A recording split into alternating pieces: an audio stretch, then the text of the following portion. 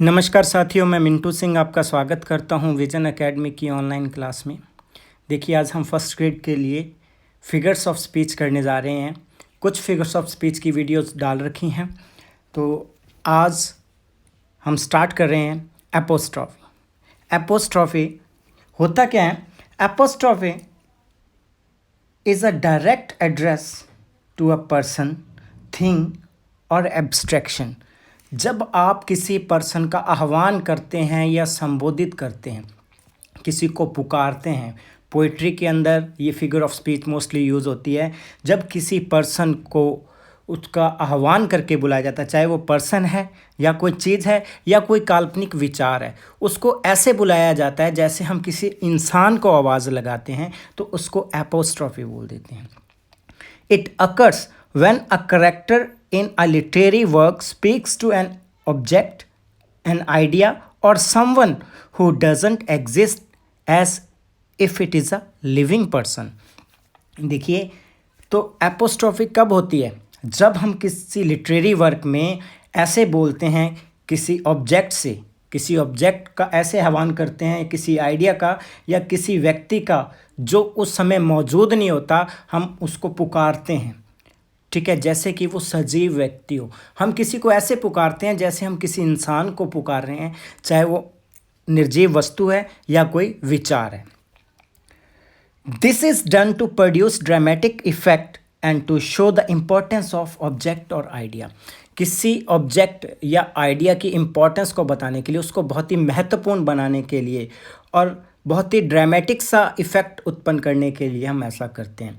तो मोस्टली जो पोइट्री होती हैं उनमें हम क्या करते हैं, इनका यूज़ करते हैं। उनमें आह्वान किया जाता है, म्यूज़, कविता की देवी का आह्वान किया जाता है, किसी चीज़ को पुकारा जाता है, उसी को एपोस्ट्रॉफी कह देते हैं, अपनी सिंपल लैंग्वेज में अगर कहें तो। फॉर एग्जांपल देखिए, नीचे कुछ एपोस्ट्रॉफी के एग्जांपल हैं। फर्स्ट है break break break on the cold grey stone O sea. तो अल्फ्रेड लॉर्ड टेनिसन की ये पोएम है ब्रेक ब्रेक ब्रेक।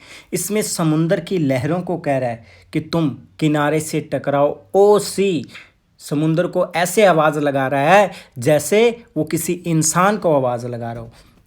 नेक्स्ट देखिए, ah love let's be true to one another. ये मैथ्यू आर्नोल्ड की डॉवर बीच poem में से लिया गया है। तो इसमें लव का आह्वान किया जा रहा है, लव को, प्यार को ऐसे बुलाया जा रहा है जैसे वो कोई इंसान हो। नेक्स्ट है is this a dagger which I see before me the handle towards my hand. ये मेकबेथ से लिया गया बहुत ही अच्छा उदाहरण है और इम्पॉर्टेंट भी आपके एग्ज़ाम के लिए, क्योंकि आपके एग्ज़ाम में जो फिगर ऑफ स्पीच है, आपके जो वर्क्स हैं, उन्हीं में से पूछने के ज़्यादा चांसेस रहते हैं। तो इसको याद रख लेना कि यहाँ पर मेकबेथ जो इसका मेन हीरो है, उसके हाथ में जब वो किंग को मारने की कोशिश कर रहा होता है, मारने के लिए जा रहा होता है, तो उसके हाथ में डैगर है, तो उसको पुकार रहा होता है, उससे बात कर रहा होता है, ऐसा लगता है। नेक्स्ट है O death be not proud. तो ये जॉन डन की बहुत ही फेमस पोएम है, O death not be proud. तो बी नॉट प्राउड, तो इसमें मृत्यु का आह्वान किया जा रहा है। तो ये चारों एग्जाम्पल से आपको पता चल जाएगा कि एपोस्ट्रॉफी क्या है। देखो, यहाँ पे किसी इंसान को, किसी चीज़ को या किसी विचार को, किसी निर्जीव चीज़ को या विचार को ऐसे पुकारा जा रहा है जैसे हम किसी इंसान को पुकार रहे हैं, एक तरह के पर्सोनिफिकेशन की तरह आवाज़ लगा रहे हैं, तो उसी को एपोस्ट्रॉफी बोल देते हैं। चलिए नेक्स्ट देखते हैं, कंसीट। तो कंसीट क्या है? A conceit is a comparison between two very unlike things. दो बहुत ही अलग अलग चीज़ों के बीच जब कंपैरिजन किया जाता है। कंपैरिजन सिमिली एंड मेटाफर भी है, लेकिन उसमें मैंने, आप वीडियो देख लेना, वो उसमें मैंने बताया कि सिमिली और मेटाफर में कैसा कंपैरिजन होता है। तो conceit is a comparison between two very unlike things whose dissimilarity is very obvious. जो कि बिल्कुल स्पष्ट रूप से दिखाई दे रहा है कि बिल्कुल ही अलग अलग हैं, कोई लेना देना ही नहीं है आपस में। तो उस ऐसा जब कंपैरिजन किया जाता है, ऐसी चीज़ों के अंदर कंपैरिजन किया जाता है, तो क्या है, उसको हम कंसीट बोल देते हैं, जिन चीज़ों का आपस में कोई लेना देना ही नहीं है, बहुत ही डिसिमिलर हैं। It is a special type of comparison because the two things compared are so different that gives us a pause. मतलब ये एक विशेष प्रकार का कंपैरिजन होता है, विशेष तरह की तुलना होती है, क्योंकि इसमें जो दो चीज़ों की तुलना की जाती हैं इतनी अलग होती हैं वो चीज़ें कि हम कुछ समय के लिए रुक जाते हैं, पढ़ते पढ़ते रुक जाते हैं कि ये क्या कंपैरिजन हो गया। एक पॉज आ जाता है हमारे पढ़ने में, हमारे सोचने में एक रुकावट आ जाती है कि ऐसा कंपैरिजन कैसे हो सकता है। जैसे कि एक सिमली की बात कर रहे हैं, सिमली में कंपैरिजन हो रहा है, सिमली में कंपैरिजन किया है, शी सैंग लाइक अ नाइटिंगेल, उसने एक कोयल की तरह गाया। तो हमें कोई पॉज लेने की जरूरत नहीं, चीज़ें तो अलग अलग हैं, कंपैरिजन तो कर दिया, लाइक से कंपैरिजन हो गए, लेकिन अपने को समझ आ जाएगा कि कोयल मीठा गाती है, उसने भी मीठा गाया होगा, उनमें वन पॉइंट वो कॉमन है, वो क्या है कि वो आवाज़ मीठी है, ठीक है। One outstanding quality is the point of similarity, मतलब उनके अंदर एक आउटस्टैंडिंग क्वालिटी ऐसी है जिनमें सिमिलैरिटी है। लेकिन जब हमें लगे कि दो चीज़ें बिल्कुल अलग अलग हैं और उनका कंपैरिजन किया गया है, तो हम कुछ समय के लिए सोचने पर मजबूर हो जाएंगे, रुक जाएंगे। ऐसे कंपैरिजन को ही कंसीट बोलते हैं। Conceits are used to create unique comparison and to describe unlikely situation. तो दो बहुत ही अलग अलग तरह की सिचुएशन को बताने के लिए या यूनिक कंपैरिजन करने के लिए कंसीट का यूज़ किया जाता है। जैसे कि मैरिज इज़ लाइक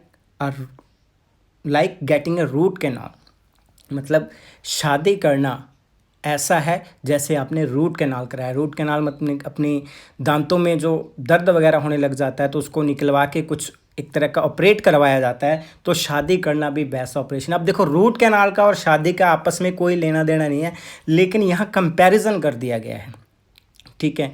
तो उसमें भी काफ़ी झंझट है, रूट कैनाल कराने में भी काफ़ी झंझट होते हैं, तो शादी को भी एक झंझट बताया गया है। इस तरीके का कोई डिफरेंट सा यूनिक सा कंपैरिजन किया गया है, इसलिए इसको कंसीट बोलते हैं।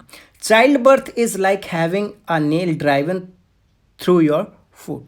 तो बच्चे को जन्म देना, चाइल्ड बर्थ, एक ऐसा दर्द है जैसे कि आपके पैर में एक कांटा चुभ गया हो, एक नेल, एक कील चुभ गया हो। जितना दर्द एक पैर से कील आर पार होने में लगता है, चाइल्ड बर्थ में ही उतना पेन होता है, उतनी तकलीफ़ उठानी पड़ती है।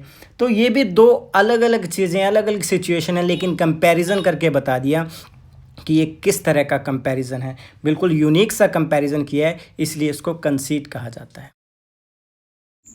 नेक्स्ट देखते हैं antithesis. An antithesis is used when the writer employs two sentences of contrasting meanings in close proximity to one another. कहने का मतलब, जब कोई राइटर है तो ऐसे सेंटेंस को यूज़ करता है बड़ी घनिष्ठता के साथ, बड़ी निकटता के साथ, जिनके जो मीनिंग है वो अपोजिट हैं। अपोजिट मीनिंग वाले दो सेंटेंसेस को जब एक साथ यूज किया जाता है तो उसको हम एंटीथेसिस कह देते हैं, विरोधालंकार कह देते हैं। देखिए कैसे, दो सेंटेंस हैं, उसमें एक सेंटेंस है, उसमें दो विरोधी विचार हैं और दोनों को एक साथ प्रस्तुत किया गया है, ठीक है। एक ही सेंटेंस में उनको प्रस्तुत कर दिया जाता है या दो अलग अलग सेंटेंस में प्रस्तुत किया जाता है, लेकिन उसका जो थॉट है, मेन थीम है, उसकी एक ही निकलती है, बात एक ही होती है। बस थोड़ा सा प्रभावशाली बनाने के लिए दो विरोधी विचारों का प्रस्तुतिकरण किया जाता है। देखिए कैसे, whether they are words or phrase of the same sentence, an antithesis is used to create stark contrast using two divergent elements that come together to create one uniform whole। हो सकता है कि वो दोनों क्या हों, वर्ड्स या phrases हों सेम सेंटेंस के, एक ही सेंटेंस में यूज़ होने वाले दो वर्ड या दो फ्रेजेस हो सकते हैं जो कि आपस में क्या है, एक दूसरे के कंट्रास्ट में, एक दूसरे के विरोधी हैं, लेकिन दोनों मिलकर एक यूनिफॉर्म मीनिंग तैयार करते हैं, दोनों मिलकर एक अर्थ देते हैं, तो उसको हम कह देते हैं एंटीथेसिस। देखिए कैसे, speech is silver but silence is gold. अब देखिए, स्पीच और साइलेंस दोनों अपोजिट आइडियाज़ हैं, लेकिन ये क्या मीनिंग दे रहे हैं, ये बता रहे हैं कि चुप रहना बोलने से ज़्यादा बेहतर है, चुप रहना बोलने से ज़्यादा बेहतर है। मीनिंग तो इसका यही निकल रहा है, दो अपोजिट आइडिया एक ही मीनिंग को बताने के लिए यूज़ किए जा रहे हैं, दो अपोजिट विचारों से। नेक्स्ट है patience is bitter but it has a sweet fruit. अब बिटर और स्वीट, सब्र रखना, धैर्य रखना थोड़ा कड़वा हो सकता है, लेकिन इस सब्र का फल मीठा होता है। सब्र स्वयं खुद कड़वा होता है कि ज़्यादा रखा नहीं जाता, लेकिन इसका फल मीठा होता है। तो इसका मीनिंग तो ये कि वी शुड कीप पेशेंस। दोनों अपोजिट फ्रेजेस हैं, अपोजिट आइडियाज़ हैं, एक तो बिटर और एक स्वीट। ठीक है, बिटरनेस होते हुए भी स्वीटनेस है, तो ये एक एंटीथीसिस का एग्जांपल है, दो अपोजिट फ्रेज यूज़ किए गए हैं। Money is the root of evil, poverty is the fruit of all goodness. तो यहाँ पॉवर्टी और रिचनेस दोनों को बताया कि पैसा सारी बुराइयों को की जड़ है, लेकिन जो गरीबी है वो हमारे अच्छे कर्मों का फल है। तो ये क्या आइडिया बताना चाहता है पोएट राइटर यहाँ पर, कि अगर किसी के पास पैसा ज़्यादा आ जाता है तो उसका दिमाग ख़राब हो जाता है। ठीक है, उसमें बुराइयां जन्म ले लेती हैं। जिसके पास बहुत ज़्यादा पैसा, अमीरी जो है बहुत बुराइयों को साथ में लेके आती है। तो ऐसा आइडिया देना चाहता है। तो पॉवर्टी एंड रिचनेस दोनों अपोजिट चीज़ें हैं और दोनों को एक ही सेंटेंस में यूज़ किया गया है एक आइडिया देने के लिए। नेक्स्ट है united we stand, divided we fall. United and divided दोनों को यूज़ किया गया है। मिलजुल कर रहेंगे तो खड़े रहेंगे और अलग अलग होंगे तो हम गिर जाएंगे। एकता में बल है, यही बताना चाहता है अपोजिट टर्म का use. To err is human, to forgive is divine. इंसान गलतियों का पुतला है, उससे गलतियां होती रहती हैं, लेकिन जो माफ़ कर देता है वो भगवान है। इंसान गलतियां करता रहता है और भगवान उसको माफ़ कर देता है। कहने का मतलब जो इंसान दूसरों की गलतियों को माफ़ कर देता है वो भगवान के समान होता है। तो ऐसा आइडिया बताना चाहता है। तो दो अपोजिट फ्रेजेस या वर्ड्स जो हैं एक ही आइडिया, यूनिफॉर्म आइडिया दे रहे हो, उसको हम एंटीथेसिस कह देते हैं। देखिए ऑक्सीमोरन, एंटीथेसिस और पैराडॉक्स ये बड़े ही कंफ्यूजिंग से होते हैं, क्योंकि तीनों ही विरोधी विचारों वाले होते हैं। इनको थोड़ा सा ध्यान से कर लेना, क्योंकि जो एंटीथेसिस होता है वो क्या है, दो अपोजिट फ्रेज या वर्ड्स एक ही सेंटेंस में यूज़ होकर एक यूनिफॉर्म मीनिंग देते हैं। लेकिन जो पैराडॉक्स है वो सेल्फ कॉन्ट्राडिक्टरी होता है, वो खुद का विरोध खुद करता है। देखिए कैसे, नेक्स्ट करते हैं हम paradox. Paradox, a paradox is a statement that contradicts itself. देखिए पैराडॉक्स एक ऐसी स्टेटमेंट है जो खुद का विरोध खुद करती है। मतलब पढ़ने से हमें ऐसा लगता है कि ये असंभव है, ये गलत है, ये स्टेटमेंट ही गलत है। खुद का विरोध खुद करती है। देखिए दो अपोजिट स्टेटमेंट हैं जहां एक यूनिफॉर्म मीनिंग बन रहा है, वो है एंटीथेसिस। कंफ्यूज मत हो जाना। लेकिन जो स्टेटमेंट पढ़ने से हमें ऐसा लगे कि ऐसा तो हो ही नहीं सकता, इस स्टेटमेंट में खुद लिखा है, खुद ही विरोध कर रही है स्टेटमेंट अपना, तो वो क्या है, पैराडॉक्स है। देखिए कैसे, और that must be both true and untrue at the same time. ये ट्रू भी हो सकती है, फॉल्स भी हो सकती है। ये स्टेटमेंट हमें ट्रू भी लगती है, फॉल्स भी लगती है। जब पढ़ते हैं ना तब हमें ऐसा लगता है कि ये सही भी है और गलत भी है। ठीक है, this statement contains a truth below the surface. लेकिन इसके पीछे कोई सत्य जरूर छिपा होता है। कुछ बात, कोई बात ऐसे नहीं कही जाती। एक विरोधी कथन तो कहा जाता है, लेकिन इसके पीछे बहुत बड़ा सच छिपा होता है। इसी वजह से ये बात कही जाती है। देखो एग्जाम्पल समझते हैं, फिर आपको क्लियर हो जाएगा। Nobody goes to Murphy's bar anymore, it is too crowded। अब देखिए ये स्टेटमेंट अपना विरोध कर रही है कि नहीं कर रही है, कि nobody goes to Murphy's bar anymore, कि मर्फी की जो बार है, बार का नाम है, तो वहाँ पर कोई नहीं जाता क्योंकि इसमें भीड़ बहुत ज़्यादा है। अब देखो ध्यान से समझो कि अगर इसमें भीड़ बहुत ज़्यादा है तो ऐसे कैसे कह दिया कि कोई नहीं जाता है, कोई जाता होगा तो ही भीड़ होती होगी ना।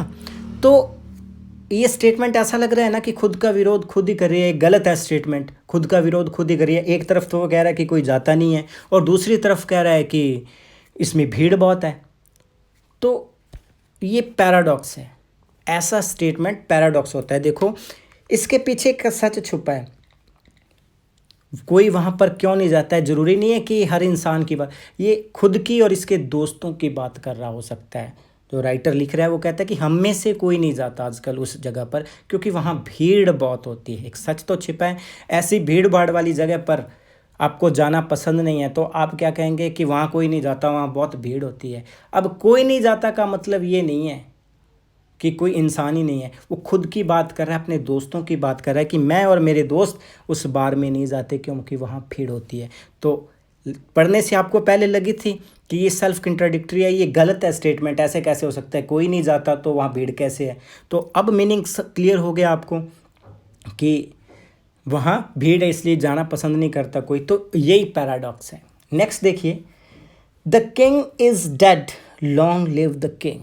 अब देखिए, राजा मर चुका है, राजा अमर रहे, राजा हमेशा जीवित रहे। अब जो इंसान पहले ही मर चुका है वो कैसे जीवित रहे।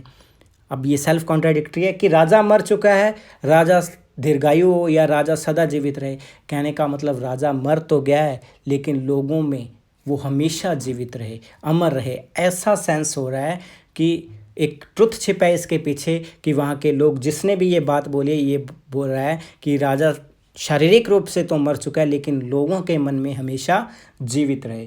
तो ये भी पैराडॉक्स है। दोनों स्टेटमेंट एक दूसरे का विरोध कर रही हैं। There is the richest was the poor. There the richest was the poor and the poorest lived in abundance. वहाँ पर जो सबसे अमीर था वो गरीब था, ठीक है, और जो सबसे गरीब था उसके पास बहुत कुछ था, अबंडेंस, प्रचुर मात्रा में सब कुछ था। तो है ना विरोधी स्टेटमेंट दोनों। देखिए, there the richest was poor, वहाँ का सबसे अमीर व्यक्ति गरीब था और जो गरीब था उसके पास बहुत कुछ था। कहने का मतलब ये पढ़ने से तो अपने को अटपटी सी, गलत और कंट्राडिक्टरी सी स्टेटमेंट लग रही है, लेकिन इसका सही अर्थ क्या है कि जो सबसे अमीर व्यक्ति था वो इतना कंजूस था कि वो दिल का गरीब था, ठीक है, दिल से बड़ा गरीब था। लेकिन जो गरीब व्यक्ति था, ठीक है, उसके पास बहुत कुछ था देने के लिए, वो सबका स्वागत करता था, सबको हेल्प करने के लिए तैयार रहता था और उसके पास बहुत कुछ था देने के लिए। और अमीर व्यक्ति जो कि दिल से गरीब था उसके पास कुछ नहीं था। तो ये भी पैराडॉक्स है। नेक्स्ट देखिए, child is the father of man. तो ये भी एक पैराडॉक्स है। हमें देखने में लगेगा एक बच्चा एक आदमी का पिता कैसे हो सकता है।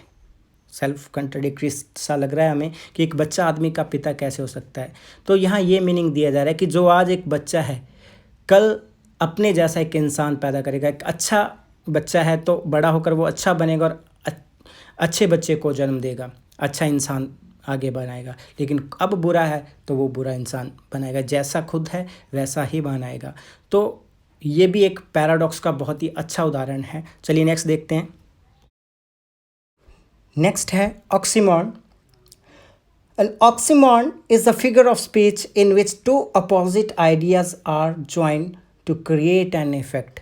देखिए, ऑक्सीमॉर्न ऐसा फिगर ऑफ स्पीच है, ये एंटीथेसिस और पैराडॉक्स, एक तरह का एंटीथेसिस मान लो, कि इसमें सिर्फ दो वर्ड्स होते हैं, दो अपोजिट वर्ड्स यूज़ किए जाते हैं। एंटीथेसिस में दो फ्रेज या दो सेंटेंस यूज़ किए जाते हैं जो कंट्रास्टेड आइडियाज़ वाले होते हैं। लेकिन यहाँ पर कंट्रास्टेड आइडिया वाले दो वर्ड यूज किए जा सकते हैं, कह सकते हैं कि दो अपोजिट वर्ड एक साथ यूज किए जा सकते हैं, उसी को ऑक्सीमॉर्न कहते हैं। ओके, दो अपोजिट वर्ड एक साथ यूज किए जाते हैं। तो the common oxymoron phrase is a combination of an adjective preceded by a noun contrasting meaning such as cruel kindness. देखिए, ऑक्सीमॉर्न क्या है, एक ऐसा फ्रेज होता है जिसमें पहले तो क्या है, कोई एडजेक्टिव लगता है और उसके बाद कोई नाउन लगता है। लेकिन ये एडजेक्टिव और जो नाउन होता है ये दोनों कंट्रास्टेड मीनिंग वाले होते हैं, दोनों का मीनिंग अलग अलग होता है, बिल्कुल अपोजिट मीनिंग होता है। जैसे कि क्रूअल काइंडनेस, अगर काइंडनेस है तो वो क्रूअल कैसे होगी, ठीक है। तो दोनों अपोजिट मीनिंग है, एक साथ यूज़ हो रहे हैं। और लिविंग डेथ, जीवित मौत। अब जीवित मौत पढ़ने से पता चल रहा है दो अपोजिट वर्ड्स हैं और वो क्या है, एक साथ यूज़ हो रहे हैं। ओपन सीक्रेट, कुछ एग्जाम्पल और देखिए। ओपन सीक्रेट, जब ओपन ही है तो वो सीक्रेट कैसा हो गया। स्वीट सॉरो, मीठा दुख। सीरियसली फनी, गंभीर रूप से हास्यपूर्ण।